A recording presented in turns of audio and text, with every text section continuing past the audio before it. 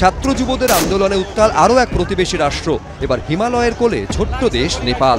সেখানে এখন অগ্নিগর্ভ পরিস্থিতি, আন্দোলনকারী পুলিশ, খণ্ডযুদ্ধ, লাফিয়ে লাফিয়ে বাড়ছে মৃতের সংখ্যা। রাজপথে শুধুই কালো মাথার ভিড়, যাদের একাংশের পরনে স্কুল কলেজের ইউনিফর্ম, মুখে মুখে স্লোগান।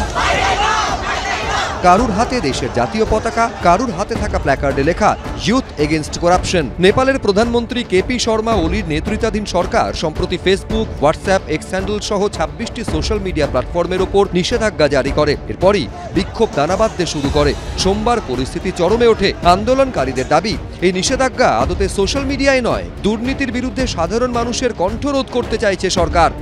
हमारा आंदोलन का मुख्य उद्देश्य ये है कि सरकार बहुत करप्ट है और करप्ट इतना हो गया कि फाइनली आके सोशल मीडिया भी बंद कर दिया।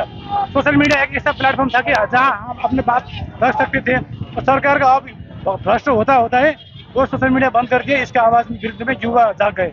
সোমবার সকালে রাজধানী কাঠমান্ডুর বানেশ্বর এলাকায় বিক্ষোভ শুরু হয়। পাল্টা দমনপীড়ন শুরু করে নেপাল সরকার।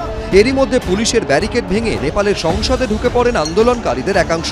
প্রতিবাদীদের দমন করতে গুলি ছোড়ে পুলিশ।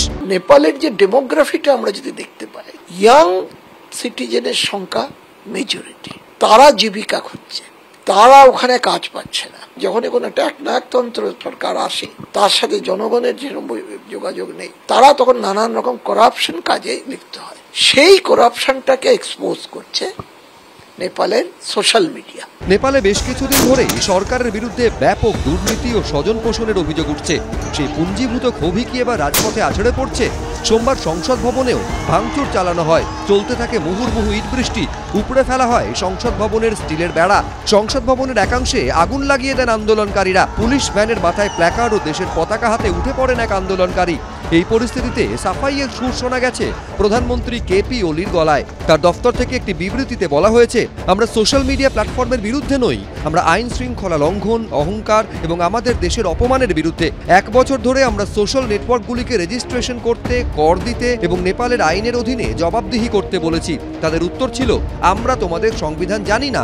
প্রতিবেশী রাষ্ট্র নেপালের এই ভয়ঙ্কর পরিস্থিতির জেরে ভারত নেপাল সীমান্তে জারি করা হয়েছে হাই অ্যালার্ট। ভারতের যে উন্মুক্ত সীমানা, ভারতের রাজনীতির ক্ষেত্রে কিছুটা হলেও তো প্রভাব ফেলবে যদি একটা অস্থিরতা আমাদের পার্শ্ববর্তী দেশে এরকম বজায় থাকে। ভারত সরকার কিন্তু এটা ওয়েট অ্যান্ড ওয়াচ করবে, একটু সময় নিয়ে দেখবে। যেখানে ভারত সরকার কোনো রকমে সাহায্য করতে পারে, তখনই তারা কিন্তু নেপাল সরকারের অনুমতি নিয়ে তারা কিন্তু হস্তক্ষেপ করতে পারে। পরিস্থিতির অবনতি হওয়ায় নেপালের একাধিক জায়গায় কারফিউ জারি করা হয়েছে। অরিত্রিক ভট্টাচার্য, এবিপি আনন্দ।